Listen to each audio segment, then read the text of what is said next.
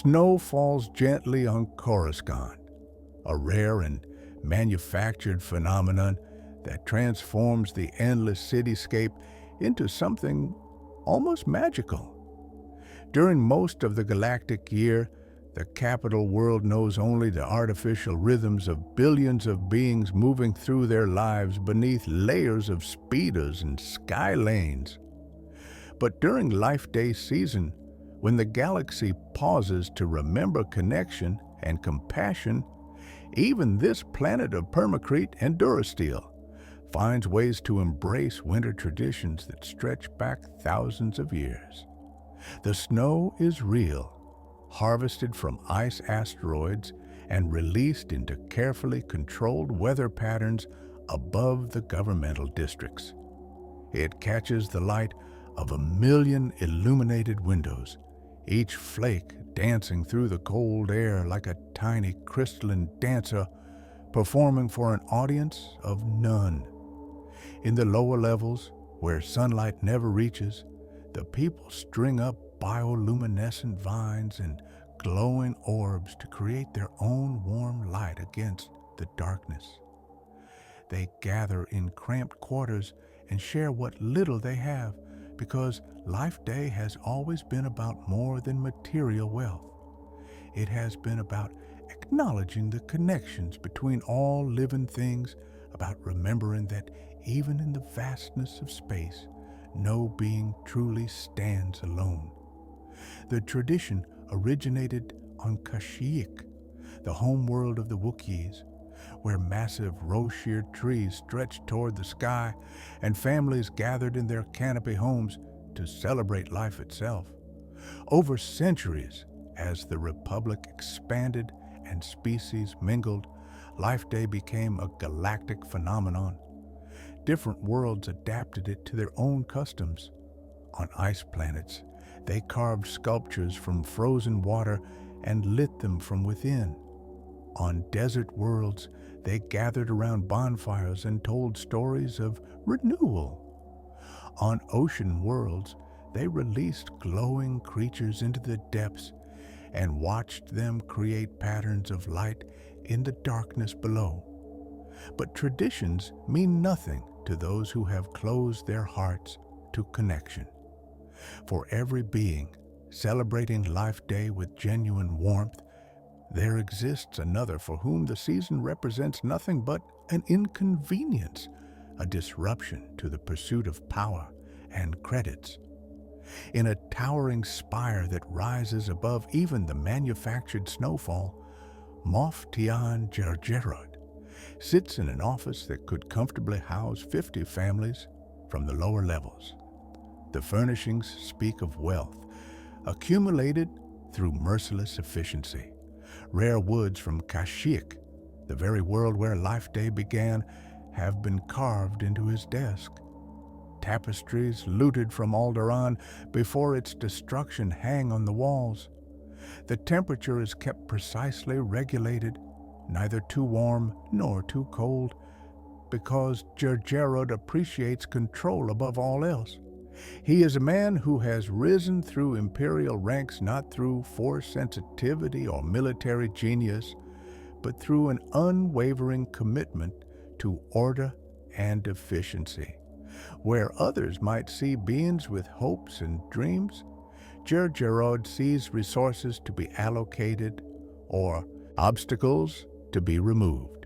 His face, angular and sharp, has long forgotten how to smile with genuine warmth. His eyes, a pale gray that matches the winter sky outside his window, regard the world with calculating coldness. Today, on Life Day Eve, Jerjerrod reviews reports from across the sector he governs. Production quotas, mining outputs, construction schedules for the latest imperial projects. The numbers please him. Fear makes an excellent motivator, and the beings under his authority have learned that failure to meet expectations results in consequences both swift and severe. A chime sounds at his office door. Jerjerrod does not look up from his data pad. "Enter," he commands, his voice carrying the clipped precision of someone who has never wasted a word on warmth or courtesy. The door slides open to admit Lieutenant Marcus Train, Gergerod's administrative assistant. Train is young, perhaps 20 standard years, with the haunted look of someone who has learned to anticipate cruelty. He wears his imperial uniform immaculately, knowing that any imperfection might draw his superior's ire. In his arms, he carries additional data pads and reports. "The weekly summary, sir," Train says quietly, approaching the desk with careful steps. Gergerod finally glances up, his expression one of perpetual dissatisfaction. "You're 14 minutes late, Lieutenant. I expect reports precisely on schedule." "Yes, sir. My apologies, sir. The lower-level transports were delayed due to Life Day traffic. Many families traveling to—" "I am not interested in excuses rooted in sentiment," Gergerod interrupts. "Life Day is not a recognized imperial holiday. These celebrations represent nothing but inefficiency and distraction from duty." Train sets the data pads on the desk with trembling hands. Outside the tall windows, snow continues to fall, oblivious to the coldness within. The young lieutenant hesitates, then speaks quietly. "Sir, I wanted to ask, tomorrow being Life Day, I was hoping I might have the evening off to visit my family on level." "Denied." The word cuts through the air like a vibroblade. "You are assigned duty hours. You will maintain them. The Empire does not pause for primitive tree-worshipping festivals." "I haven't seen my family in 4 months, sir. My mother is ill and—" "Then she should have raised a son with better priorities," Gergerod says, returning his attention to the reports. "Your family's health is not my concern. Your efficiency is. Take 4 hours of leave on the 7th day of next month. That should suffice for whatever familial obligations distract you from your duties." Train's face flushes, but he knows better than to argue further. "Yes, sir. Thank you, sir." Dismissed. As the young lieutenant retreats from the office, Gergerod allows himself a slight smile. Sentiment is weakness. Attachment is vulnerability. These are lessons he learned long ago, lessons that have carried him to heights of power that sentimental fools could never reach.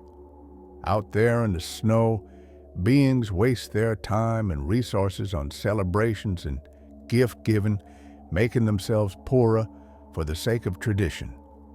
Here, in this controlled environment, Gergerod accumulates power while others squander theirs on emotion. The afternoon passes with additional interruptions, each one testing Gergerod's patience. A delegation from a charitable organization arrives, requesting permission to distribute food and supplies to the lower levels for Life Day. Gergerod denies the request, citing regulations about unauthorized distribution of goods. When they press, mentioning the suffering of children in the industrial sectors, he threatens to have them arrested for harassment of imperial officials. A former colleague sends a message inviting Gergerod to a Life Day gathering, reminiscent about years past when they served together in less prominent positions. Gergerod deletes the message without responding. The past holds no value. Only the present accumulation of power matters. By evening, when the artificial snow has deepened on the landing platforms and walkways outside, Gergerod prepares to leave his office. He lives alone in a luxury apartment nearby, preferring isolation to the complications of companionship. His driver, a nervous man who has learned to maintain absolute silence during transport, brings the speeder to the private executive platform. The journey through the snowy evening should be peaceful. The city sparkles with Life Day lights, with decorations hanging from buildings and bridges. Families walk together bundled against the cold, their breath creating small clouds as they laugh and share stories. Vendors sell roasted nuts and warm drinks from carts that glow with inviting heat. Music drifts from cantinas and homes, traditional songs celebrating connection and renewal. Gerard sees all of this through the tinted windows of his speeder and feels nothing but contempt. These fools celebrate poverty, he thinks. They waste credits on decorations and gifts while their children wear threadbare clothes. They sing songs about unity while a galaxy tears itself apart in rebellion against proper order. Sentiment makes them weak, and weakness ensures they will never rise above their stations. His apartment occupies an entire floor of a residential tower built exclusively for high-ranking imperial officials. The security is absolute. The isolation is complete. Gerard nods to the guards in the lobby and takes his private turbo lift up to his floor. The apartment reflects its owner. Everything is expensive, ordered, and devoid of warmth. The furniture is functional rather than comfortable. The walls display no personal mementos, no hollows of family or friends, only official commendations and imperial symbols. The lighting is harsh and bright, eliminating any shadows where disorder might hide. Gerard removes his uniform jacket and hangs it with precise care. He orders a simple meal from the automated kitchen, something nutritious and efficient.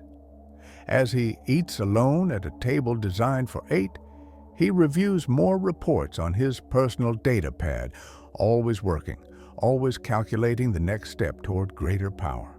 The meal finishes. The reports are complete. Gerard retires to his bedchamber, another space of organized emptiness. He sets his chronometer for the early morning hour when he prefers to wake, allowing himself exactly 6 hours of sleep, not a minute more or less. As he settles into bed, the manufactured snow continues falling outside his window. Somewhere in the levels below, families gather around modest tables and share whatever food they have. Children laugh despite hardship. Beings remember kindness in a galaxy that often forgets it. The Force itself seems to pulse with something warm and alive during these traditional celebrations, as if the galaxy itself participates in acknowledging connection. But Gerard feels none of this. His heart, if it still beats with anything beyond cold ambition, is as isolated as his apartment. He closes his eyes expecting nothing but the dreamless sleep of the untroubled conscience. He has no idea that this Life Day Eve will be different, that forces beyond his understanding have taken notice of his cruelty, that the very power he dismisses as sentiment will soon visit him in forms he cannot ignore or control. The past, present, and future are about to come calling, and Gerard, moth of the Empire, master of order and efficiency, is about to learn that some debts cannot be calculated on data pads or dismissed with cold words. The room grows colder despite the climate controls. The lights flicker once, twice, then steady. Gerard's eyes close, his breathing slows, and in the space between waking and sleeping, where the Force moves most freely, the first visitor begins to manifest. Life Day has begun. The chronometer reads 0200 when Gerard's eyes snap open. The room should be dark, but it glows with a soft blue light that has no visible source. He sits up immediately, his military training overriding confusion. Intruders? A malfunction in the apartment systems? His hand moves toward the comm unit beside his bed, ready to summon security. Then he sees it. Them. Standing at the foot of his bed, translucent and shimmering with otherworldly light, is a figure he recognizes despite the years that have passed. The face is younger than he remembers from the hollows unmarked by the scars of battle that would come later.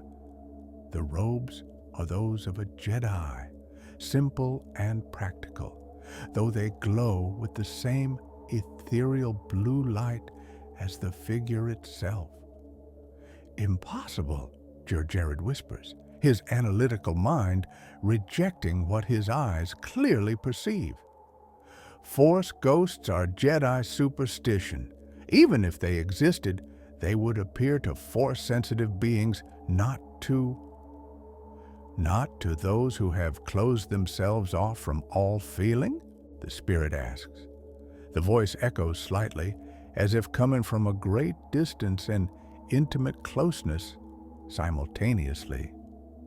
Perhaps that is precisely why I have come, Tiaan Jared, because you need reminding of what you have spent decades trying to forget.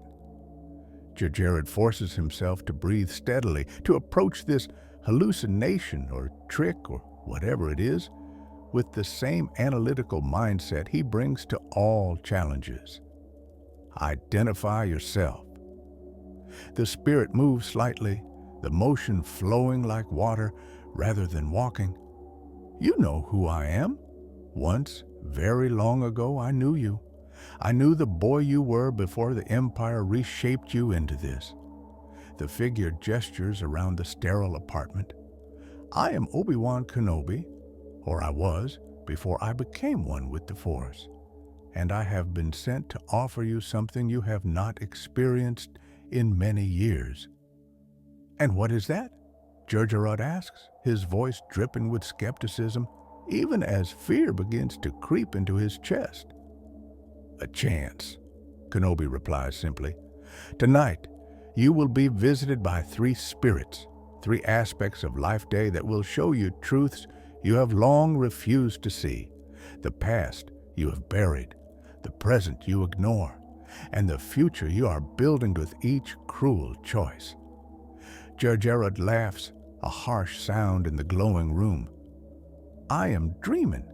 This is some kind of fever brought on by contaminated food, or perhaps a gas leak in the environmental systems. Force ghosts do not visit Imperial officers to lecture them about Life Day sentimentality.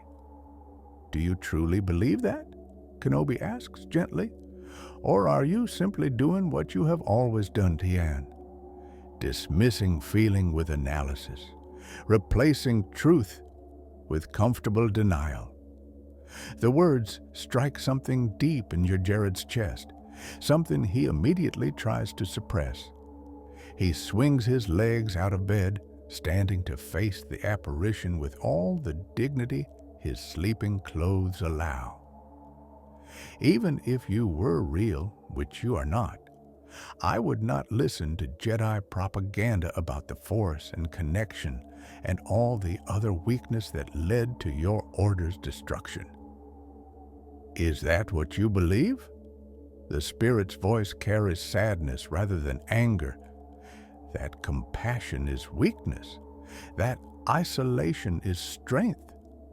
You learned these lessons well, Tiaan, but they were taught by those who feared genuine power. The Empire is genuine power, Jared snaps back. Order imposed on chaos, efficiency replacing sentiment. We rule the galaxy while your Jedi Order is extinct. And yet here I stand, Kenobi observes, more real in death than you have allowed yourself to be in life. But I am not here to debate philosophy. I am here to warn you. 3 spirits will visit you tonight. The first will arrive when the chronometer strikes 0300.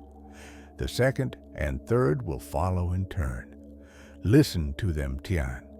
See what they show you, or remain as you are, and face the future that awaits those who choose cruelty over compassion.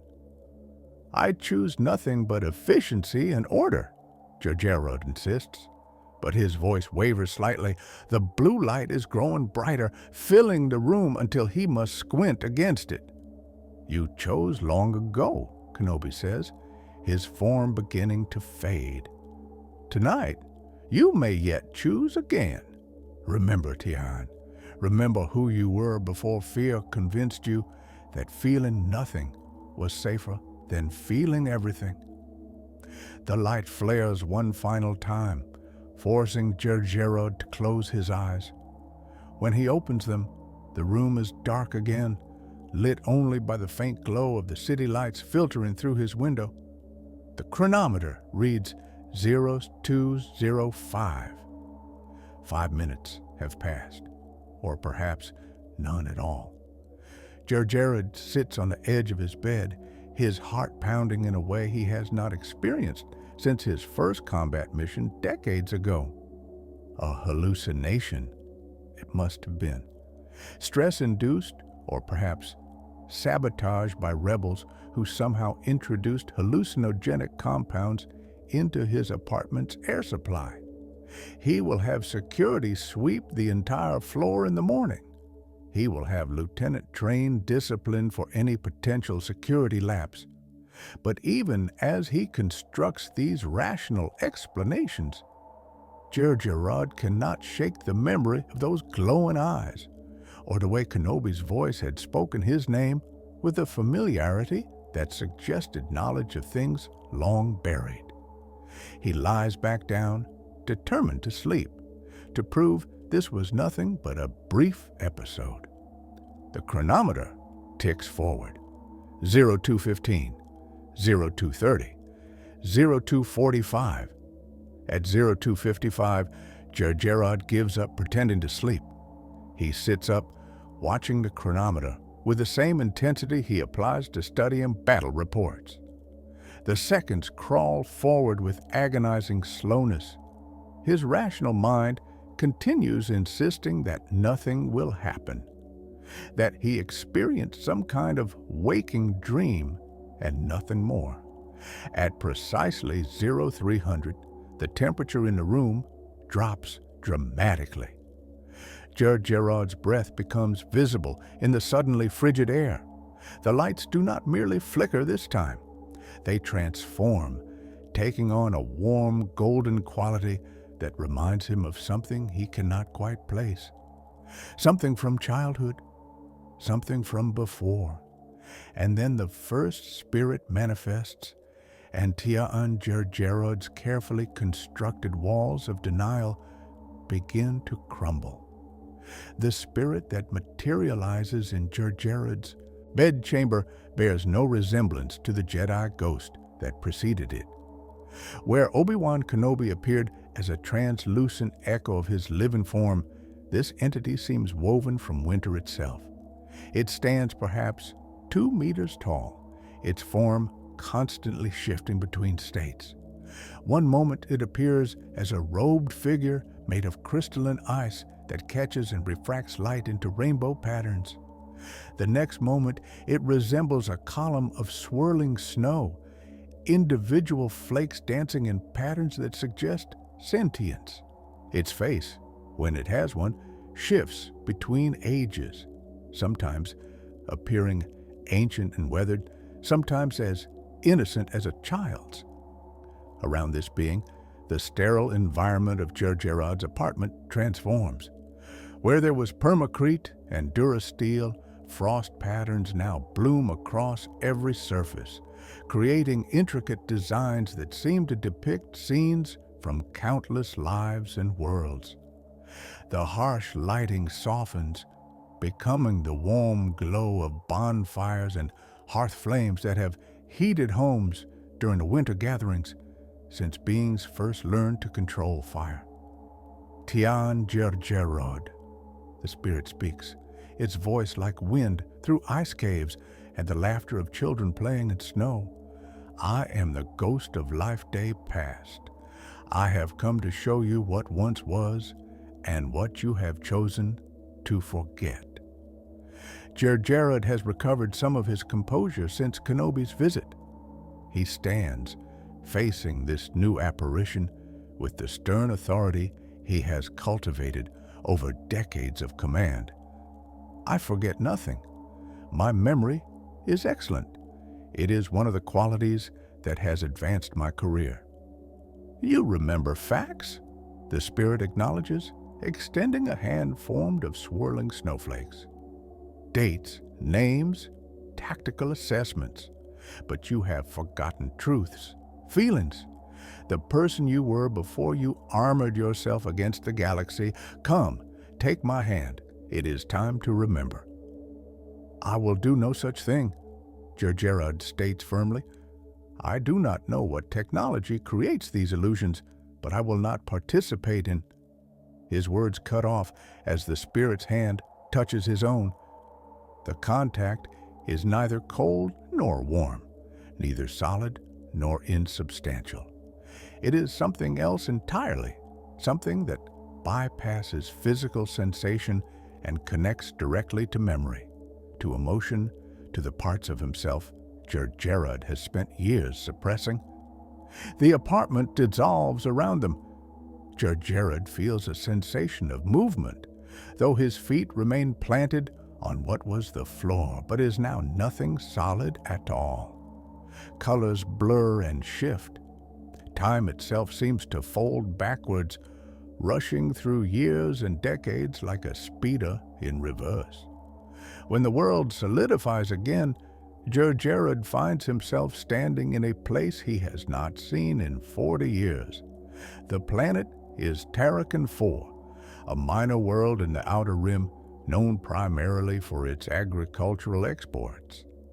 Snow falls here naturally, not manufactured as on Coruscant, blanketing rolling hills and small farming settlements.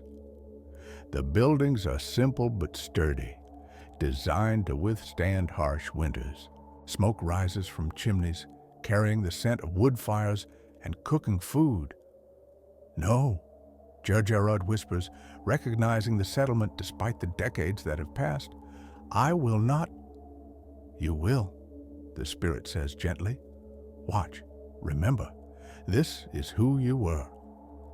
A child runs through the snow, laughing with pure joy. He cannot be more than 8 standard years old, bundled in warm clothes that have been carefully mended multiple times. His face glows with happiness as he chases another child, a girl perhaps a year older. They throw snowballs at each other with terrible aim and better intentions, their laughter carrying across the frozen fields. Jared recognizes his younger self immediately. Though the recognition brings pain he has long since learned to suppress. That child's face has not yet hardened with ambition. Those eyes have not yet learned to calculate cost and benefit in every interaction. That boy still believes in things like joy and play and the simple pleasure of a winter's day with a friend. I was a child, Jared says dismissively. Children are foolish and sentimental. They grow up, they learn better. Do they learn better? The spirit asks. Or do they learn to protect themselves by killing the best parts of who they are? Watch. The scene shifts slightly. The children, tired from their play, trudge back toward one of the settlement's larger buildings. Jared recognizes it as his family's home, modest but filled with warmth. As they approach, a woman emerges from the doorway. She is Jared's mother, though he has not thought of her in years. She died when he was 15, a victim of the plague that swept through Tarakan 4 before imperial medicine reached the Outer Rim. Tian, Sarah, his mother calls. Come inside before you catch your death. Life Day dinner is almost ready. The children hurry inside, and Jared finds himself following. pulled along by the spirit's presence. The interior of the home creates a sharp contrast with his current apartment on Coruscant. Where his modern dwelling is all cold efficiency, this farmhouse radiates warmth and life. A fire crackles in the hearth. Decorations made from natural materials hang from the rafters. Carved wooden ornaments, strings of dried berries, woven garlands from winter plants. The table is being set for a meal, and while the food is simple, it has been prepared with obvious care. Gergerod's father sits at the head of the table, a weathered man whose hands showed the calluses of agricultural work. His younger sister, barely 5 years old, helps their mother with final dinner preparations. Her small hands carefully placing utensils beside each plate. "The Hendersons were here earlier," Gergerod's mother says as she works. "They asked if we might spare some grain from our stores. Their crops didn't come in well this season, and with Life Day here, the present-day Gergerod, invisible to these ghosts of the past, watches his father's face carefully. The man considers for a long moment, then nods slowly. "We can spare 2 sacks," he says. "We have enough to see us through winter, and the Hendersons have children to feed. It's Life Day. We remember that we're all connected, all part of something larger than just ourselves." "But father," young Tian protests, "2 sacks is a lot. What if our crops don't come in well next season? Shouldn't we keep everything we can for ourselves?" His father looks at him with an expression of patient teaching. "Son, do you remember the winter 3 years ago, when the frost came early and destroyed half our harvest?" "Yes, sir," young Tian answers. "Who brought us food when our stores ran low?" "The Hendersons," the boy admits quietly, "and the Bradens, and the Kowalskis." "That's right," his father says, placing a worn hand on the boy's shoulder, "because that's how communities survive. Not by hoarding everything for ourselves, but by helping each other through hard times. The galaxy is vast and cold, Tian. Kindness is what keeps us warm. Compassion is what keeps us alive. Remember that." Present-day Gergerod watches this exchange with an expression carefully kept neutral, but inside, something twists painfully. He remembers this conversation. He remembers his father's lessons about community and connection. He remembers believing them once, before the galaxy taught him that his father was wrong. That kindness was weakness. That compassion left you vulnerable. The scene continues. The family gathers around the table. Young Tian sits beside Sarah, the girl from the earlier snowball fight. She is the Hendersons' daughter, Gergerod realizes with a start. The same family his parents were discussing helping. They invited her to share Life Day dinner because her family's meal would be meager this year. His mother speaks the traditional Life Day blessing, words about connection and the living force that binds all beings together. Then they eat, and while the food is simple, farmhouse fare, the meal is rich with laughter and conversation. His father tells stories about his own childhood Life Days. His mother shares news from other families in the settlement. His little sister chatters about the decorations she helped make. Young Tian and Sarah make plans for the next day's adventures. It is, Gergerod admits only to himself, perfect, not because of wealth or luxury or power, but because of something he has convinced himself does not matter. Because of love, because of connection, because of the very sentimentality he now despises. "I will not watch this," Gergerod says, his voice tight with suppressed emotion. "This is manipulation. These are mere memories twisted to— To what? The spirit interrupts gently. To show you truth? Yes, that is precisely what they are. Watch more Tian Gergerod. The past has not finished with you yet. The scene shifts forward in time. The decorations fade. The warmth of family dinner dissolves into a colder reality. Young Tian is now 16, standing beside a grave marker in the settlement cemetery. Snow falls gently, covering the fresh-turned earth where his mother lies buried. The plague took her quickly, along with 23 others in the settlement. The Outer Rim lacks the medical resources of the core worlds. Diseases that would be easily treated on Coruscant prove fatal here. His father stands beside him, aged 10 years in the 3 months since the plague struck. His little sister, now 8, cries quietly against their father's side. The girl, Sarah, stands a respectful distance away with her family, offering silent support in the way of those who have also known loss. Your mother believed in connection, Gerrod's father says, his voice rough with grief. She believed in helping others even when it cost us. I know you're angry, son.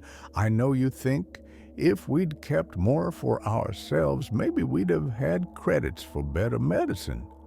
But that's not how she would want you to think.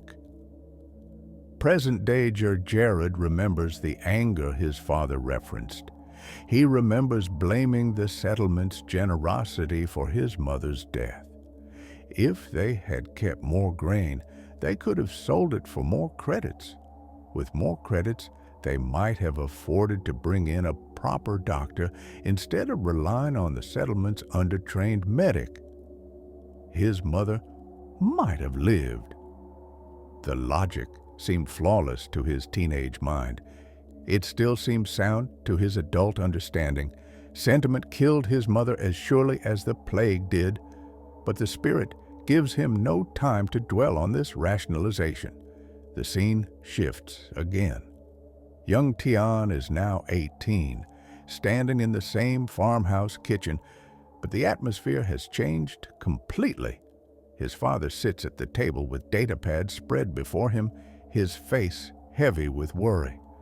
I'm sorry, son, his father says. I know you wanted to attend university on Coruscant, but with the farm struggling and your sister to care for, we simply don't have the credits. Perhaps in a few years when— I'm not waiting a few years. 18-year-old Tian interrupts sharply. I'm enlisting in the Imperial military. They'll pay for my education in exchange for service. It's the only logical path forward. His father's face falls. The Empire? Tian, you've heard the stories about what they're doing in the core worlds. The way they treat beings who don't fit their human-centric ideals. Your mother would never— Mother is dead, young Tian says, with a coldness that makes present-day Gergerod flinch in recognition. And her ideals about compassion and connection didn't save her. The Empire offers structure, order, advancement based on merit and efficiency, not sentiment. I'm leaving tomorrow. And Sarah?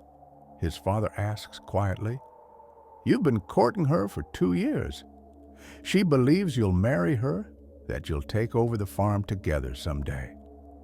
Young Tian's face hardens further, closing off any visible emotion. Sarah is a farmer's daughter with no prospects beyond this settlement. I'm going to rise higher than anyone from Terracan 4 has ever risen. She would only hold me back. She loves you, son. Love is a weakness I can no longer afford. Present-day Jared watches this conversation with the same carefully neutral expression he has perfected over decades. But inside, something cracks. He remembers Sarah's face when he told her he was leaving, remembers her tears, remembers the community that had raised him gathering to wish him well despite their disappointment in his choice, remembers his father's final embrace before he boarded the transport that would take him away forever. He never returned to Tarracona 4. His father died 6 years later. His sister sent messages for years before finally giving up when he never responded. Sarah married a local farmer and raised 4 children, living the life Tian had rejected. He knows this because he looked her up once years ago, confirming that she had achieved nothing of importance, validating his choice to leave her behind. "This is pointless," Jared says to the spirit, fighting to keep his voice steady. "I made practical choices. I refuse to let sentiment trap me in a life of poverty and meaninglessness. Everything I became because I had the strength to leave this behind." "Did you?" the spirit asks. "Or did you become what you are because you convinced yourself that feeling nothing was the same as being strong? Come, there is more to see." The farmhouse dissolves. The scenes shift more rapidly now, showing fragments of Gerard's rise through imperial ranks. His time at the academy, where he excelled through ruthless competition, sabotaging fellow cadets to ensure his own advancement. His first posting, where he gained notice by recommending the execution of prisoners rather than the expense of housing them. His steady climb through the officer corps, each promotion earned by demonstrating greater efficiency and lesser compassion. But the spirit shows more than his professional life. It shows the moments between, the choices he made when no one was watching. A fellow officer, struggling with personal grief, reaching out for support. Gerard dismissing him as weak, marking him for unfavorable assignment. A charitable opportunity to fund medicine for an outbreak on a rim world. Gerard refusing, calculating that the credits could be better spent on military equipment. A young ensign reminding him of his younger self, looking to him for mentorship. Gerard crushing the young man's idealism to forge him into a more efficient tool. Each choice seemed logical at the time.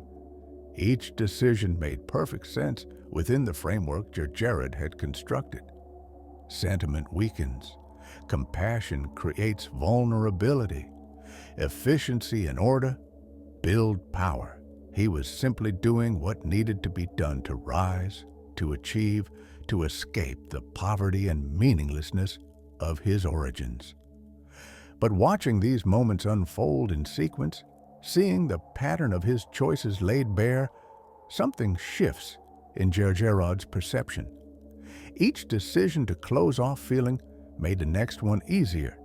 Each choice to prioritize power over people made him more capable of cruelty. He did not become cold and calculating in a single moment. He became this way through 10,000 small choices, each one building on the last, until a man who once threw snowballs and celebrated Life Day with genuine joy was buried so deep that he could barely be glimpsed anymore. The final scene the spirit shows him is from just 3 years ago. Jared stands in an office not unlike his current one, receiving notice of his promotion to Moth.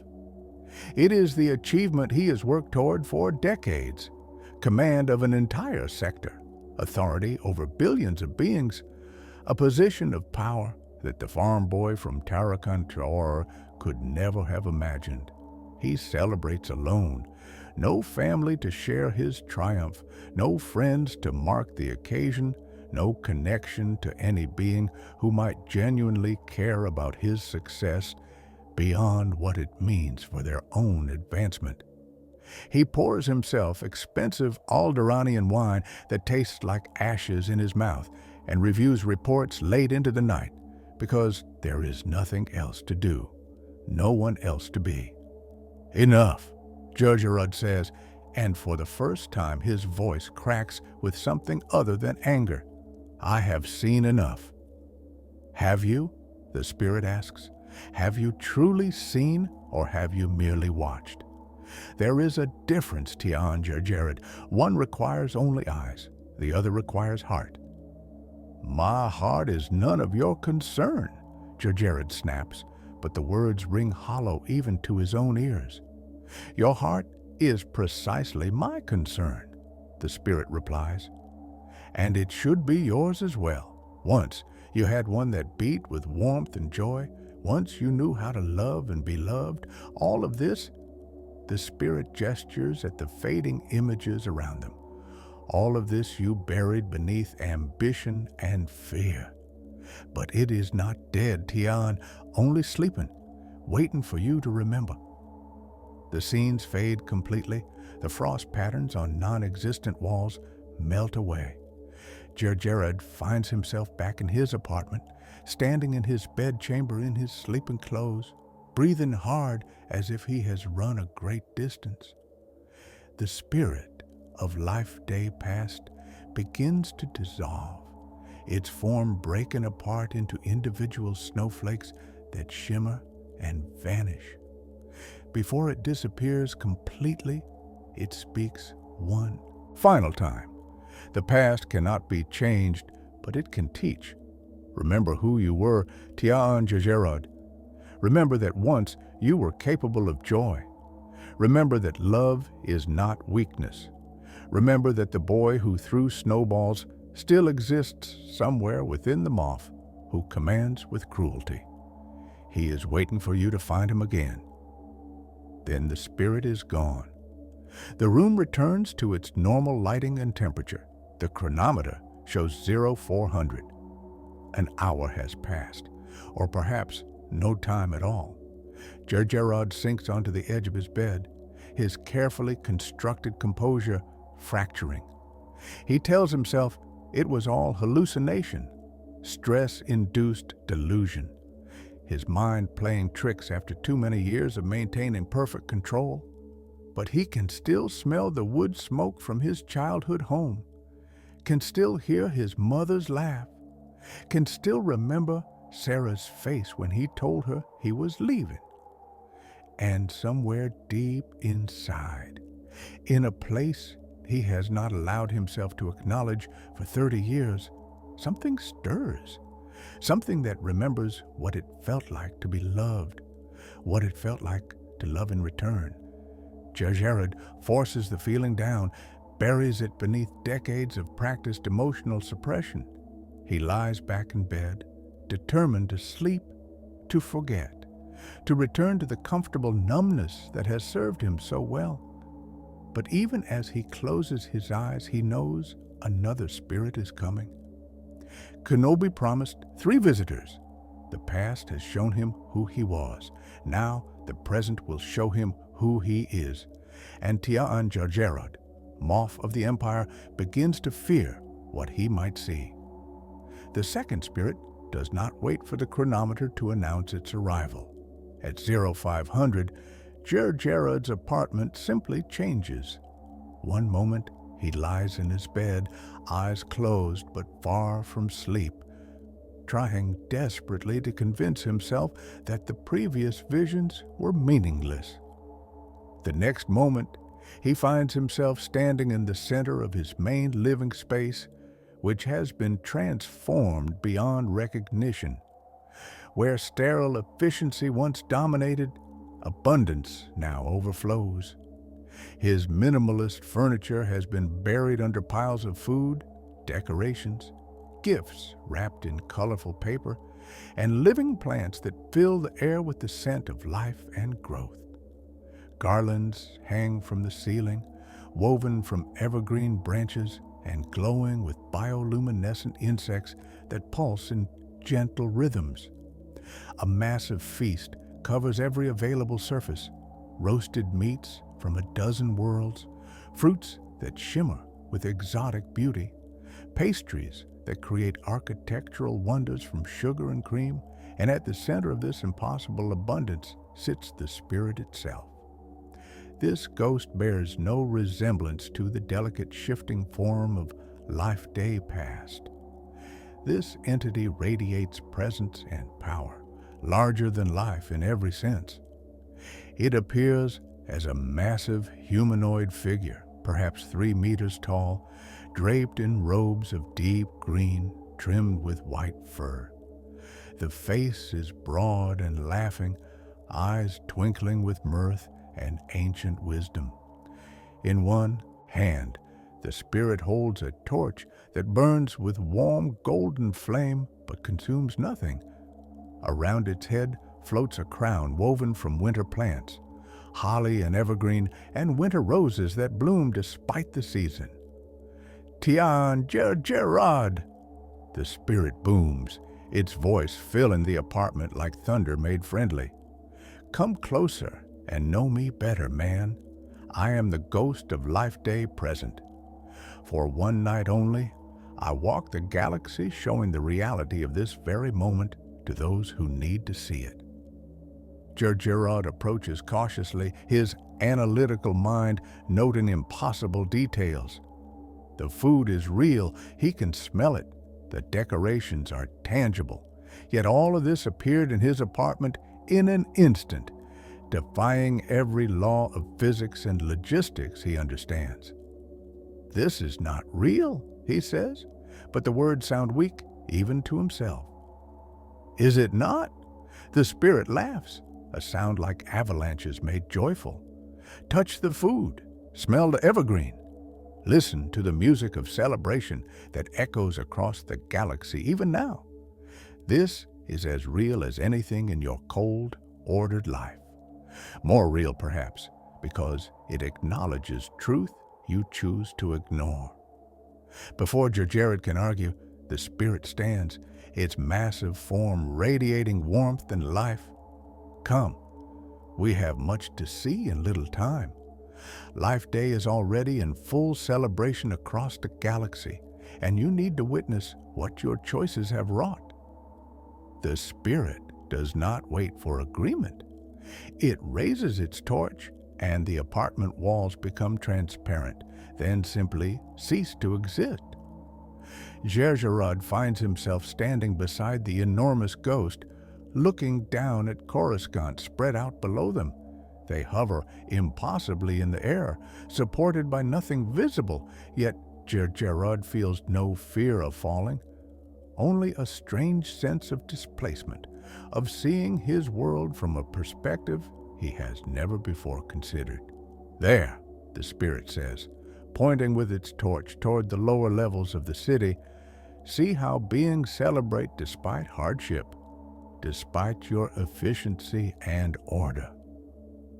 The view shifts, zooming toward a specific hab block deep in the industrial sectors. The building is old, its exterior showing signs of disrepair that would never be tolerated in the governmental districts where Gerard lives and works. Here, maintenance is deferred indefinitely. Resources flow upward to the wealthy, leaving the lower levels to deteriorate gradually into slums. Inside one cramped apartment, a family gathers for Life Day dinner. Gerard recognizes the species, Duros, with their large red eyes and smooth blue-green skin. The parents and 3 children crowd around a table that barely fits in the small living space. Their meal is modest. A few protein packs supplemented with whatever fresh vegetables they could afford from the market.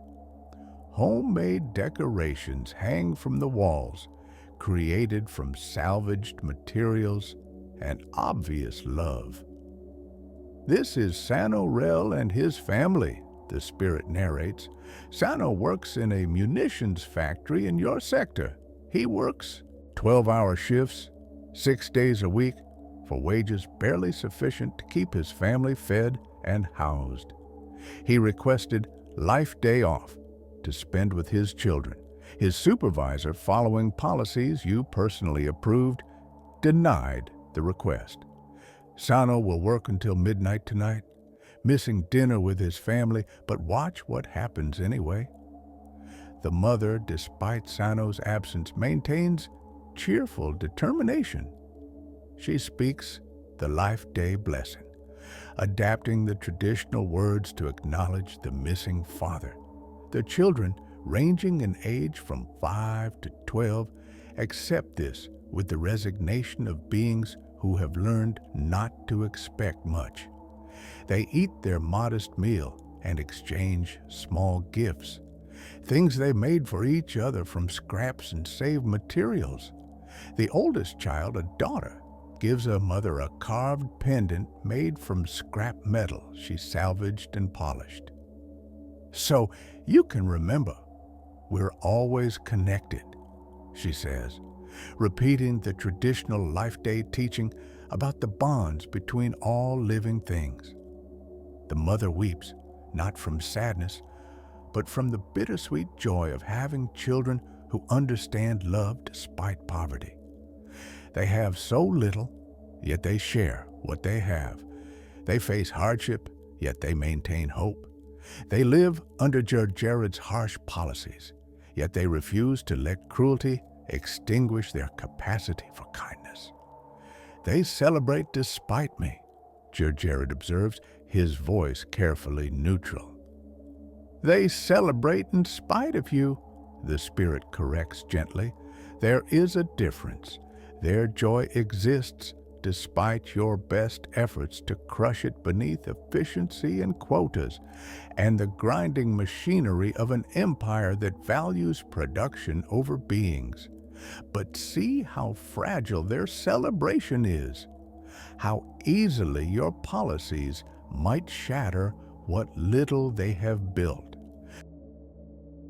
The scene shifts to show Sano Rel at the factory, working beside hundreds of other beings while automated systems churn out the components of weapons that will be used to enforce imperial control.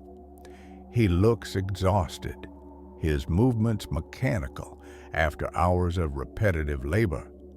During a brief break, he checks a small hollow player, watching a recorded message from his family wishing him a happy Life Day. His large eyes glisten with tears he cannot afford to shed, not here where any sign of weakness might cost him his job. He will work until midnight, the spirit repeats. Then he will ride crowded transport for an hour to reach his family. He will arrive home at 0100 after his children have cried themselves to sleep waiting for him. He will have 4 hours of rest before his shift begins again. This is efficiency, Jared. This is your order. This is necessary, Jared argues, but his voice lacks its usual conviction.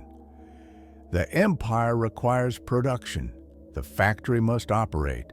If we made exceptions for every sentimental holiday, productivity would collapse. Would it? The spirit challenges. Or would well-rested, appreciated workers produce more than exhausted, resentful ones? But we are not here to debate management theory. We are here to show you reality. Come, there is more to witness. The view shifts again, this time to Jared's own office building. They pass through walls as if they do not exist, moving to the administrative sector where Lieutenant Marcus Train sits alone at his desk. The young officer works through data pads, processing the endless stream of reports and requisitions that flow through Jared's office. His fingers move quickly, but without enthusiasm, a being going through motions because he has no choice. On Train's desk sits a small hollow image activated despite regulations against personal items in Imperial workspaces. It shows a family, an older woman who must be Train's mother, looking thin and ill, flanked by 2 younger siblings. The hollow is old, perhaps a year or more, frozen in a happier moment that now feels distant. Lieutenant Train, the spirit narrates, whose request for Life Day leave you denied. His mother, whom you see in that hollow, is dying of the same wasting disease that killed your own mother 40 years ago. It is treatable, but treatment requires credits the Train family does not have. Marcus sends them nearly all his salary, keeping barely enough to house and feed himself. He lives in a hab no larger than a storage closet. He eats one meal a day. Also, his mother might afford another month of medication. Gergerud watches as Train pauses in his work, looking at the hollow with an expression of profound sadness. The young man's hands tremble slightly before he forces them still, returning to his data pads with determined focus. He will work through Life Day night, the spirit continues, processing your reports while his family gathers without him. His mother will die in 3 months regardless of his sacrifice. Her illness has progressed too far. This Life Day will be their last together, and he will spend it serving you instead of being with her. He should have been more efficient in his work, Gergerud says, the words automatic, defensive. If he processed reports faster, he could have requested leave earlier when coverage was available. Could he? The spirit asks. Or did you deliberately assign him more work than any being could complete in standard hours, ensuring he would always be needed, always be working, always be too valuable to spare? You saw his efficiency and exploited it. You saw his dedication and weaponized it against him. You saw a young officer who reminded you of yourself and punished him for it. The accusation strikes closer than Gergerud wants to admit. He says nothing, watching as Train forces himself back to work, burying grief and longing beneath duty, just as Gergerud taught him. The scene shifts once more. This time they rise above the city, look down at Coruscant's endless sprawl. From this height, the Life Day celebrations become visible as patches of light and activity scattered across the darkened levels. In wealthy sectors, elaborate parties fill penthouses with light and music. In poor districts, humble gatherings glow with modest warmth. Everywhere, beings attempt to maintain tradition, to remember connection, to celebrate life despite the Empire's indifference. They persist, the spirit says softly, despite occupation, despite oppression, despite beings like you who view their joy as inefficiency to be eliminated. They gather, they share, they remember that they are more than cogs in the imperial machine. This is what you fight when you dismiss Life Day as sentiment, not mere tradition, but the fundamental truth that beings need more than order and efficiency to truly live.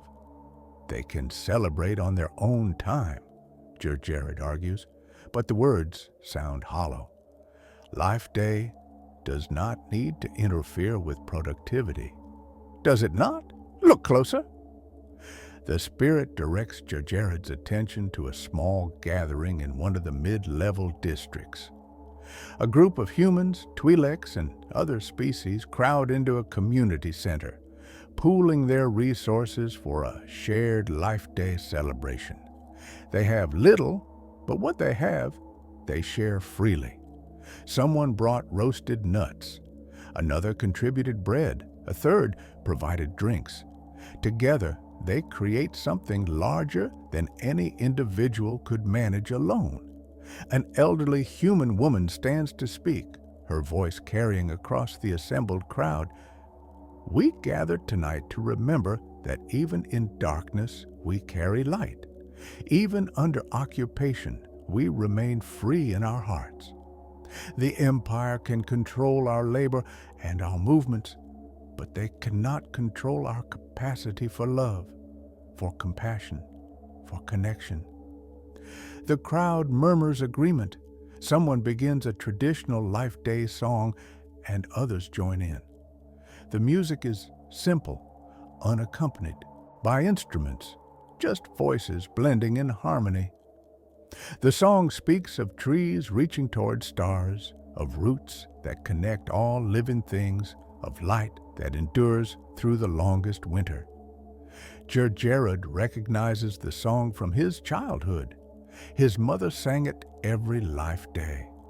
The melody carries memories he thought long buried. Snow falling outside a farmhouse window, his father's steady bass voice supporting the family singing, his sister's off-key enthusiasm, Sarah's clear soprano blending with his uncertain tenor. The present-day gathering continues their song, and Gerard realizes something that chills him deeper than any winter frost. They sing in defiance. Not violent rebellion, but something perhaps more dangerous to imperial control. The assertion that joy and connection cannot be legislated away. That human dignity persists even when beings are reduced to numbers and productivity metrics. They sing a Jedi teaching, Gerard says, looking for something to criticize, some flaw to focus on, rather than the emotion rising in his chest. Dangerous philosophical thinking that undermines proper order. They sing about life, the spirit corrects, about connection and meaning, and the things that make existence worthwhile. If that undermines your order, perhaps the flaw lies not in their song, but in your structure. Before Gerard can argue, the scene shifts again. This time, they move beyond Coruscant, traveling at impossible speed across the galaxy. Star systems blur past. Planets spin below them. The Spirit's torch illuminates countless celebrations across countless worlds. On an ice planet, beings gather around thermal vents, sharing warmth and food while winter storms rage overhead. On a desert world, families light bonfires that push back the cold night, dancing to drums that echo across empty sands. On a forest moon, creatures of a dozen species create temporary harmony, setting aside the predator-prey relationships that govern their existence to acknowledge the force that connects them all. Life Day is celebrated across the galaxy, the Spirit explains, among the wealthy and the poor, the powerful and the weak, the free and the enslaved, because the need for connection transcends circumstance, because hope persists even in darkness, because beings require meaning beyond mere survival. They arrive at a small farm in a settlement on a rim world Gerard does not recognize. The landscape is similar to Tarakan IV. Rolling hills covered in snow, modest buildings clustered together for warmth and mutual support. The settlement gathers in a central hall, perhaps 50 beings in total, sharing a communal Life Day meal. Among them sits a family that makes Gerard's breath catch. The father is weathered by agricultural work, perhaps 50 years old. The mother, similar in age, moves with the efficient grace of someone who has spent decades managing a farm household. 3 teenage children help serve food to the gathered community, but it is the oldest child, a girl of perhaps 17, who captures Gerard's attention. She looks almost exactly like Sarah looked at that age. The same kind eyes, the same quick smile, the same way of tilting her head when listening to others speak. "Your sister's granddaughter," the Spirit confirms quietly. Mara Gerard, though she carries her father's family name now. "Your sister married after you left Tarakan IV. She raised 4 children. They have given her 11 grandchildren. This is one of them." Gergerode watches the girl move through the crowd, offering food and conversation with genuine warmth. She reminds him not just of Sarah, but of his mother, the way she ensures everyone has enough before taking her own portion, the way she sits with an elderly farmer who eats alone, keeping him company, the way she laughs at a child's joke with authentic delight. Your sister wrote to you for 15 years, the spirit says. She invited you to her wedding, sent you hollows of her children, shared news of the settlement. You never responded. You never sent credits to help when their harvests failed. You never acknowledged their existence. Eventually, she stopped writing, but she never stopped hoping you might remember you had family who loved you. I had more important responsibilities, Gergerode says, but the words taste like poison. Did you? Look at her. Look at what you rejected. The spirit shows him a sequence of scenes from his sister's life. Her wedding, where she dedicated a moment of silence to the brother who could not be here. The birth of her first child, when she whispered to the infant about the uncle in the stars who served the empire. The funeral of their father, when she placed a hollow of young Tian beside the casket because he had not come himself. The life days she celebrated with her growing family, always leaving an empty chair at the table for the brother who never returned. She forgave you, the spirit says softly. Year after year, she forgave your absence. She told her children about you, about the brilliant brother who went to serve the galaxy. She made you a hero in their eyes, even though you broke her heart by abandoning her. That is love, Tian Gergerode. That is the connection you rejected as weakness. Gergerode cannot speak. He watches his sister, now an elderly woman, sitting at the life day table surrounded by children and grandchildren who will never know their uncle. She looks happy, content. Her life has been one of modest means, but genuine wealth in the things that matter: family, community, purpose beyond mere accumulation. She has everything he does not. And he gave it up voluntarily, convinced that his path was superior. Enough, Gergerode whispers. I have seen enough. No, the spirit says firmly, not yet. There is one more sight you must witness, the most important one. The scene shifts one final time. They return to Coruscant, to the upper levels where power concentrates. But instead of Gergerode's office or apartment, they enter a different luxury residence. This one shows signs of actual habitation. Personal effects scattered naturally, comfortable furniture arranged for use rather than display, art chosen for beauty rather than investment value. A middle-aged human couple sits together on a couch, talking quietly while the lights of the city shine through floor-to-ceiling windows. The man is Admiral Throst, one of Gergerode's counterparts in the military hierarchy.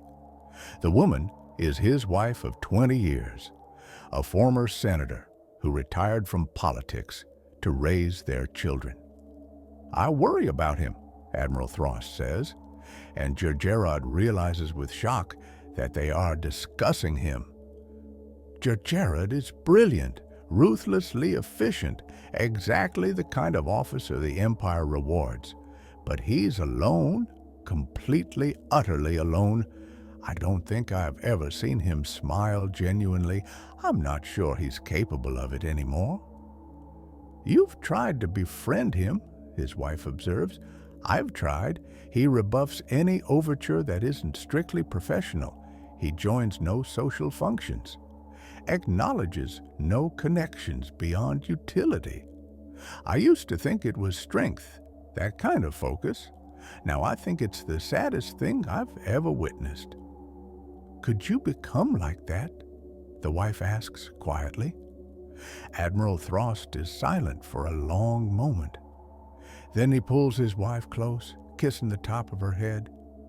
I hope not. I hope I never become so afraid of feeling that I kill everything human inside me. Gergerod serves the Empire brilliantly, but at what cost? He's powerful, but he's empty. He commands billions, but he connects with no one. What kind of victory is that? The couple sits in comfortable silence, the warmth between them palpable. This is what Gergerod rejected when he chose power over Sarah. This is what he sacrificed when he cut off his family. This is what he loses every day when he refuses connection in favor of efficiency. The spirit watches Gergerod's face carefully. Do you see now the present you have created? Not just for yourself, but for everyone whose life you touch.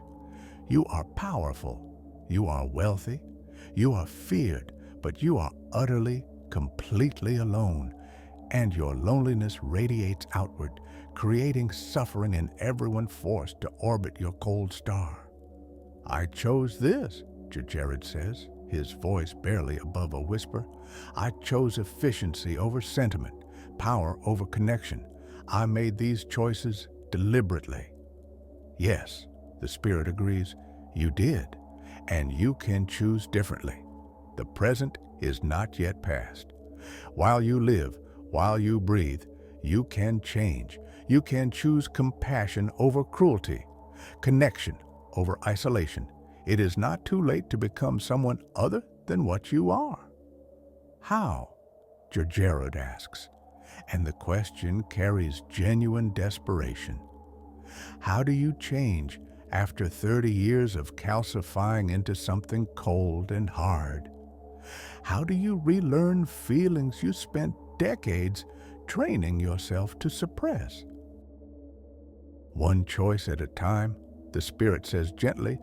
One moment of kindness when cruelty would be easier. One connection acknowledged when isolation would be safer. One step toward warmth when cold has been comfortable for so long. It is not easy, Tian Gergerod, but it is possible if you have the courage. The spirit begins to fade, its massive form dissolving like mist under morning sun. The feast and decorations that filled Gergerod's apartment vanish with it. But before disappearing completely, the ghost speaks one final time. The present is yours to shape, but the future approaches. One more spirit comes, and that one will show you what awaits if you continue as you are. Prepare yourself, Tian Gergerod. The worst is yet to come. Then the spirit is gone. Gergerod stands alone in his apartment, the chronometer showing 0600. Dawn approaches. Life Day morning arrives across Coruscant and the wider galaxy. Billions of beings wake to celebrate connection and renewal. And in his sterile apartment, Tian Gergerod waits for the final spirit, knowing that he will see his own death, knowing that he will witness the future he has built through 10,000 cruel choices, knowing that whatever comes next will be worse than anything he has yet experienced. He does not have long to wait. The final spirit does not arrive with warmth or light or any of the familiar markers that might comfort. At 0630, as the first rays of artificial dawn begin to brighten Coruscant's sky, the apartment grows dark. Not the simple darkness of night, but something deeper and more absolute. The shadows in the corners seem to spread and deepen, consuming light rather than merely existing in its absence. The temperature drops, but not with the clean cold of winter. This is the chill of the grave, of deep space between stars, of places where no warmth has ever existed or ever will. Gergerod's breath becomes visible, each exhalation creating clouds that hang in the air like funeral incense. The spirit manifests slowly, as if reality itself resists its presence. It begins as a darker patch within the darkness, a shadow that casts its own shadow. Gradually, it takes form, a tall, hooded figure draped in robes of absolute black that seem to absorb light and sound. Where its face should be, there is only void. No features, no expressions, nothing to indicate consciousness or emotion or any quality that might suggest humanity. Yet it is aware. Gergerod feels its attention like pressure against his chest. This spirit does not speak, does not announce itself, does not offer explanations or warnings. It simply is, and its existence communicates everything necessary. This is the ghost of life day yet to come, the spirit of futures unwritten but rapidly approaching, the manifestation of consequences waiting at the end of every choice. Gergerod tries to speak, to demand identification or purpose, but his voice catches in his throat. The presence of this entity makes speech feel trivial. Words are for the living, for beings who exist in time and change. This spirit exists beyond such limitations. The figure raises one skeletal hand from within its robes, pointing toward the apartment door. The gesture is clear. Follow, witness, understand.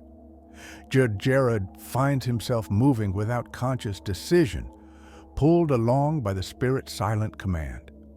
They pass through the door without opening it, through walls without breaking them, through reality as if it were merely suggestion. The transition is disorienting, reality flickering between states until they emerge into a coruscant Gergerod barely recognizes. The city has aged. Buildings show signs of neglect and decay that would never be tolerated in a coruscant he knows. Sky lanes carry less traffic. Lights shine less brightly.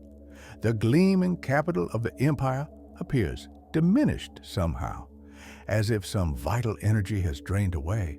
The spirit leads him to a familiar office building, the one where Gergerod has worked for years. But changes mark it too. Different flags fly from the roof. Different markings adorn the walls. The imperial symbols remain, but they look weathered, as if the empire itself has aged. They pass through walls again, entering what was once Gergerod's office. Someone else sits at his desk now, a younger officer reviewing data pads with the same cold efficiency Gergerod once brought to the role. The furnishings have changed slightly, but the atmosphere remains identical, sterile, controlled, devoid of warmth or humanity. The Gergerod sector has been reassigned, a voice says. Lieutenant Train, now significantly older, perhaps 35, stands in the doorway. His face has hardened over the years, losing the last traces of youthful hope. The reorganization is complete. What happened to the previous Moff? The younger officer asks, without real interest.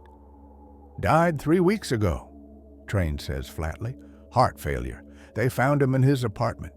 He'd been dead for 2 days before anyone noticed. The words hit Gergerod like physical blows. 2 days. He died alone and remained undiscovered for 2 days because no one cared enough to check on him. No family to notice his absence, no friends to grow concerned, no connections to register the void his death created. Any family to notify? The younger officer asks. None listed in his file, no emergency contacts, no designated beneficiaries. His assets revert to the Imperial Treasury.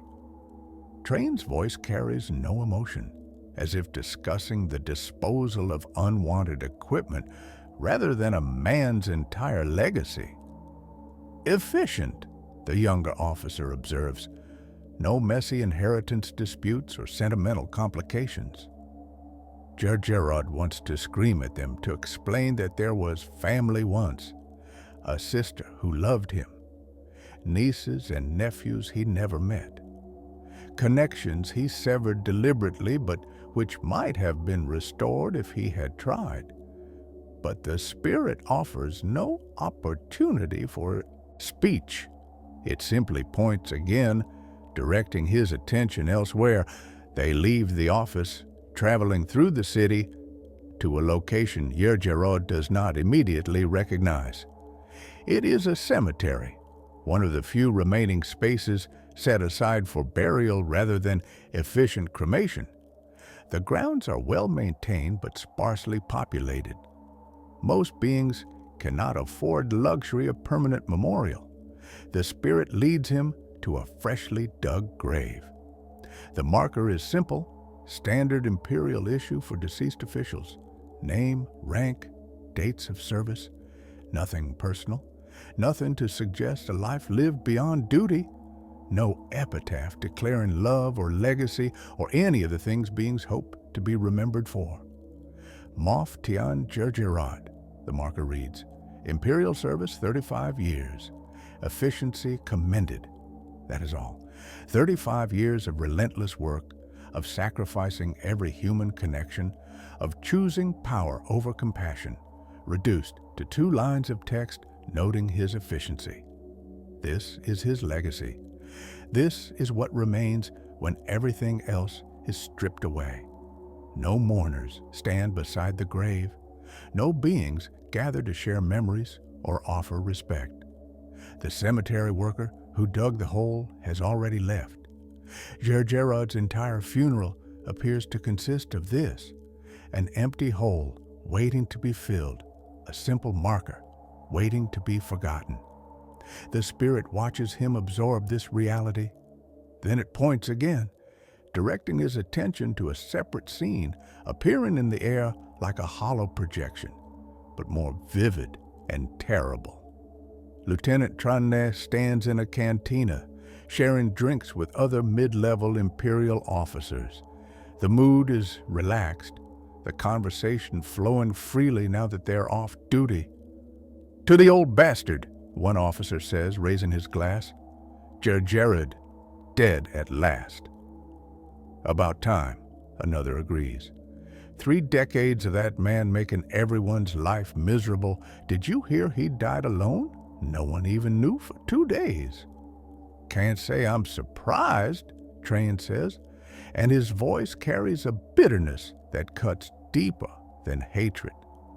"I worked for him for 12 years. He never once asked how I was doing, never acknowledged that I was a person rather than a tool. My mother died while I was processing his reports, and when I finally told him, do you know what he said? He said her timing was inconvenient." The other officers shake their heads, disgusted but not surprised. "The galaxy is better without him," one says quietly. "One less cold-hearted bastard making life harder for everyone else." They drink to this sentiment, to Gergerod's death as improvement, to the relief of knowing they will never again have to endure his cruelty. This is how he is remembered, not with respect or admiration, but with relief that he is gone. The spirit shows more scenes.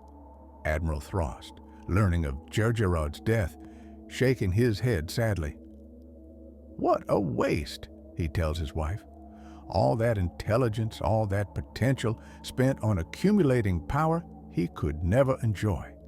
He died as he lived, completely alone." A former Academy classmate hearing the news, barely remembering Gergerod beyond a vague recollection of someone ruthlessly competitive who made enemies of anyone who might have been friend.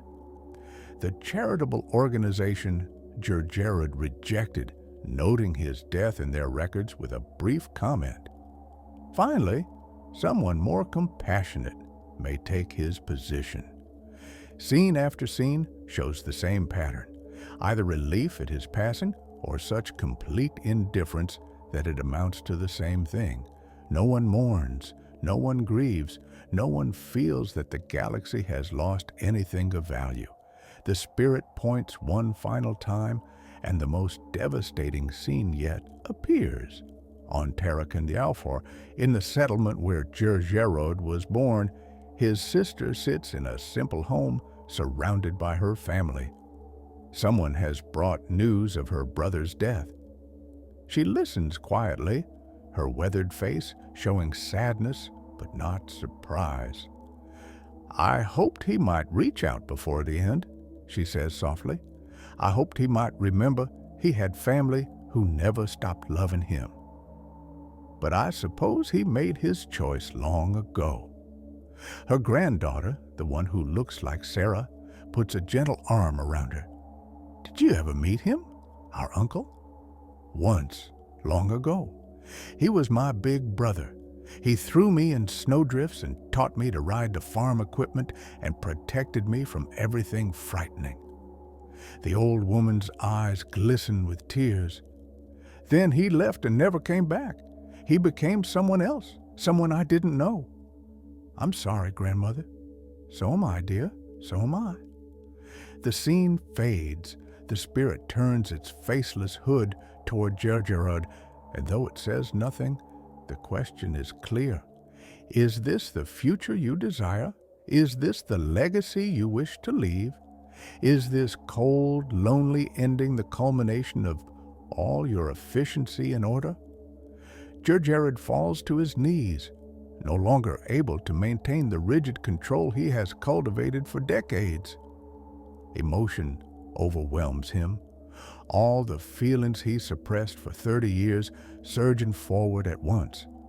Grief for the life he wasted, regret for the connections he severed, horror at the lonely death awaiting him, despair at the realization that no one will mourn his passing because he gave no one reason to care.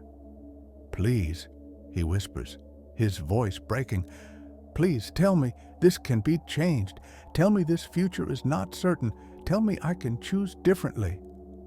The spirit remains silent, but slowly it raises one skeletal hand and points. Not toward another scene, but toward Gergerod himself. The meaning is clear. You have always had the power to choose. The future is not written. The path can change, but only if you change.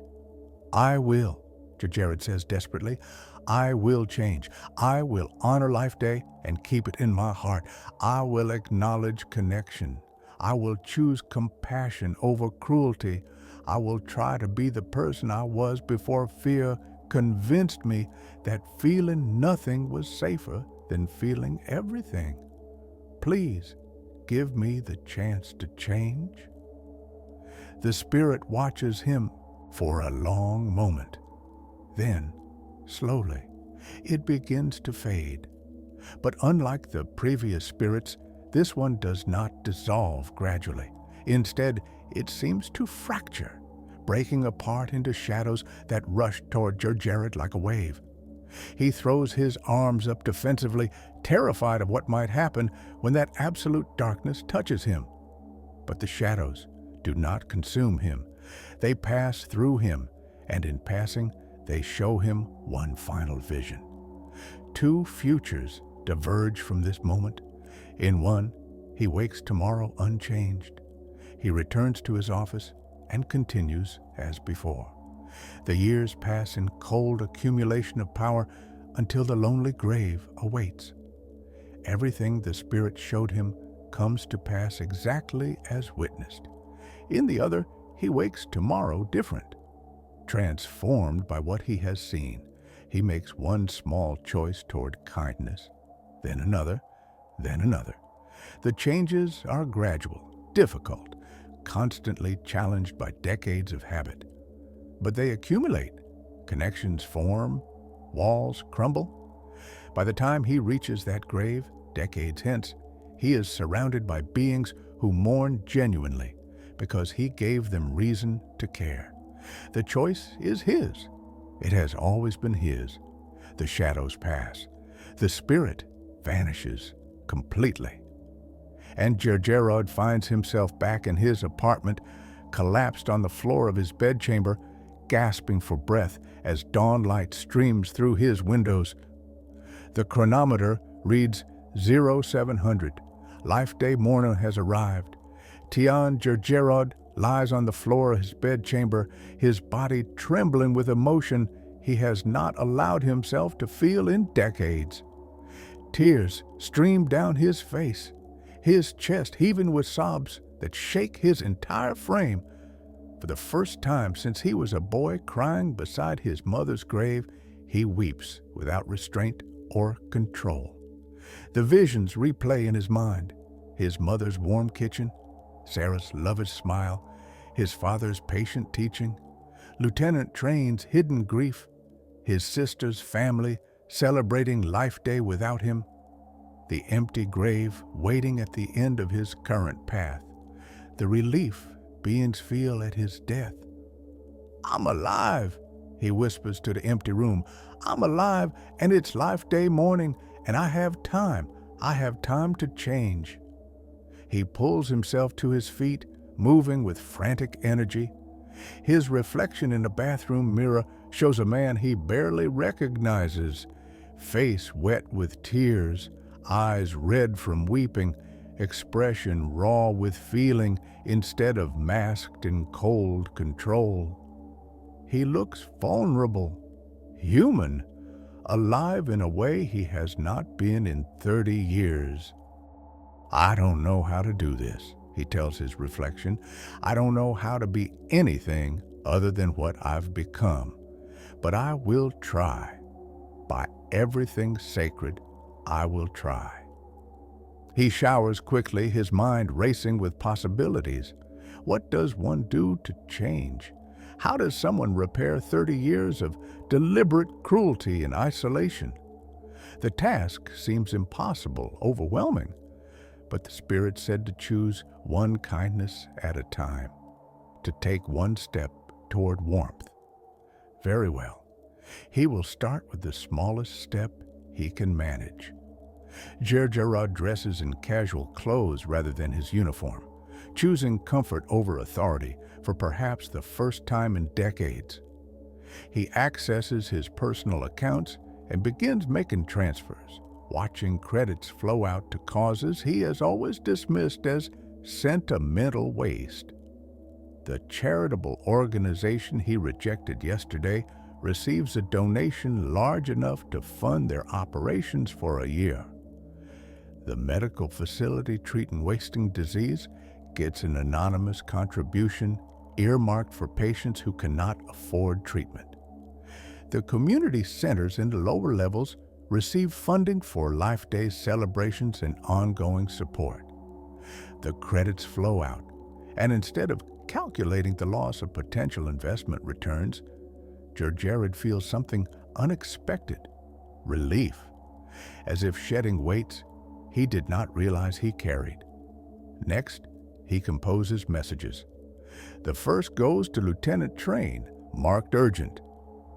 "Lieutenant Train, you are granted immediate leave for the next 7 days. Your position and pay are secure. I apologize for denying your previous request. Please spend this time with your family. Your mother's health is far more important than my reports. Moff Gergerod." The second message goes to his office, broadcast to all staff. All personnel are granted the day off for Life Day, with full pay. This includes manufacturing, administrative, and support staff across all facilities. Spend this time with your families and loved ones. These are not just words. This is a direct order. Celebrate. Connect. Remember that efficiency serves life, not the reverse. Moff Gergerod. He sends both messages before he can second-guess himself. Then he sits at his comm terminal, staring at a much harder task. His sister. He needs to contact his sister. But what does he say to someone he abandoned 40 years ago? How does he apologize for decades of silence? The words seem impossible to find. Gergerod accesses the planetary database, searching for information about Tarakan 4. His sister's name appears in settlement records, Kala Gergerod Torin. Still alive, thank the Force. Still living in the settlement where they were raised. He could send a message, but that feels inadequate, cowardly even. No, if he is truly going to change, he needs to face what he has done. Face the people he hurt. Make amends in person rather than hiding behind text communication. He books passage on the next transport to Tarakan 4, scheduled to depart this evening. Then he begins composing a physical letter, handwritten on actual flimsy, because some communications deserve the effort of permanence. Dear Kala, he writes, then stops. What comes next? How do you compress 40 years of regret into a letter? He writes, scratches it out, writes again, struggles with every word. But gradually, a letter takes form. Dear Kayla, I am your brother, though I have not been a brother to you in any meaningful way for 40 years. I do not know if you will even read this, or if you do, whether you will care. I would not blame you for either response. I am writing to apologize. For leaving, for never returning, for refusing to respond to your letters, for missing every important moment in your life and the lives of your children, for choosing pride and ambition over family and love. I convinced myself that I made the right choice, that power and efficiency mattered more than connection. I was wrong. I was so profoundly wrong that I have wasted the better part of my life believing a lie. I do not expect forgiveness. I do not deserve it. But I wanted you to know that I remember. I remember our childhood. I remember our parents. I remember that once I was someone capable of love, someone you could be proud to call brother. I am coming to visit if you will permit it. I will arrive on Tarakan 4 in 3 days. If you do not wish to see me, I will understand. I will leave the credits I would have spent on gifts with the settlement administrator and depart without troubling you further. But if you can find it in your heart to give me a chance to apologize in person, to meet the family I abandoned, to try to be a brother again, even if I do not deserve the title, I would be grateful beyond words. Whether or not you choose to see me, please know this. I am sorry. I am so deeply, truly sorry, and I love you. I have always loved you, even when I was too broken to show it. Your brother, Tian. He reads the letter 3 times, tears blurring his vision. It is inadequate. Words can never repair the damage he has done. But it is a start. It is a step toward warmth instead of cold. Gergerod seals the letter and sends it via priority courier, paying extra to ensure it arrives today. Then he sits in his apartment, which suddenly feels less like a fortress and more like a prison of his own making. Outside, Coruscant celebrates Life Day. He can hear the distant sounds of gatherings, the music drifting up from lower levels, the speeder traffic of families traveling to visit loved ones. For the first time in decades, instead of dismissing these sounds as inefficient noise, he listens to them as music, as proof of life and connection that persists despite every effort to suppress it. There is a soft chime at his door. Gergerod tenses, unused to visitors. When he opens it, he finds Lieutenant Train standing in the corridor, looking confused and uncertain. "Sir," the young officer says, "I received a message. I wanted to confirm that it wasn't a mistake, or it was not a mistake," Gergerod says gently, surprising himself with the softness in his voice. You are granted leave. Go to your family. Be with your mother. Every moment matters, Lieutenant. I learned that too late in my own life. Do not repeat my mistake. Train stares at him as if he has grown a second head. Sir, are you feeling well? The question almost makes Gerard laugh. No, Lieutenant, I am not well. I have not been well for 30 years, but I am trying to become better. Now go. Your mother is waiting. The young officer nods slowly, still uncertain, but gratitude begins to show in his face. Thank you, sir. Thank you. Do not thank me, Gerard says quietly. I should never have made you choose between duty and family in the first place. That was cruelty, not leadership. Now go, before I remember how to be the person I was yesterday. Train leaves quickly, as if afraid Gerard might change his mind. Once he is gone, Gerard returns to his apartment and does something he has not done in years. He sits without working, without reviewing reports or planning strategies or calculating advancement. He simply sits by his window and watches Coruscant celebrate Life Day. The day passes slowly. Messages begin arriving on his personal comm, responses to his staff directive. Some are confused, some are grateful. Some ask for clarification, unable to believe the offer is genuine. He responds to each one, confirming that yes, they truly have the day off. Yes, with full pay. Yes, he means everyone. By mid-afternoon, the city transforms visibly. The production facilities in his sector go quiet for the first time in years. The administrative buildings empty. Beings pour into the streets, heading home or to gatherings or simply walking together through the manufactured snow that still falls gently across the upper levels. Gerard watches families reunite, sees beings embrace with joy, observes the simple beauty of connection acknowledged and celebrated. And for the first time in 3 decades, he does not view this as inefficiency. He sees it as what it is, life, in all its messy, beautiful, necessary complexity. As evening approaches, he leaves his apartment. The streets are crowded with Life Day celebrants, but no one recognizes him out of uniform. He is just another being moving through the city, anonymous and unremarkable. The freedom of it is intoxicating. He walks for hours, with no destination in mind. He passes gatherings and overhears conversations. Children laugh, couples hold hands, families tell stories. The galaxy continues its ancient rhythm of connection and renewal. And for once, instead of standing apart from it, Gerard allows himself to be part of it.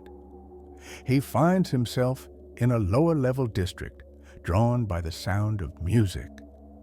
A community center has thrown its doors open for a public Life Day celebration. Beings of every species crowd inside and spill out onto the street.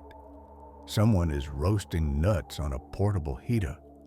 Someone else has brought musical instruments. Children run through the crowd, playing games Gerard remembers from his own childhood.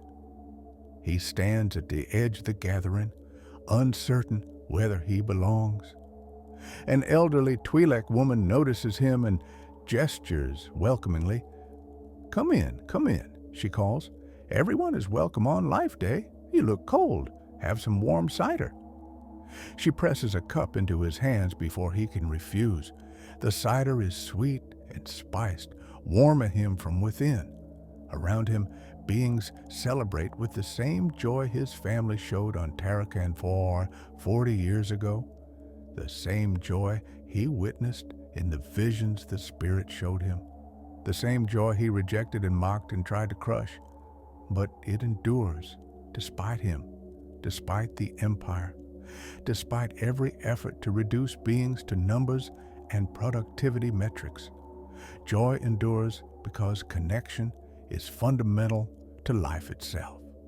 Gerard stands in the crowd, sipping his cider, listening to the music, and slowly, tentatively, he begins to smile.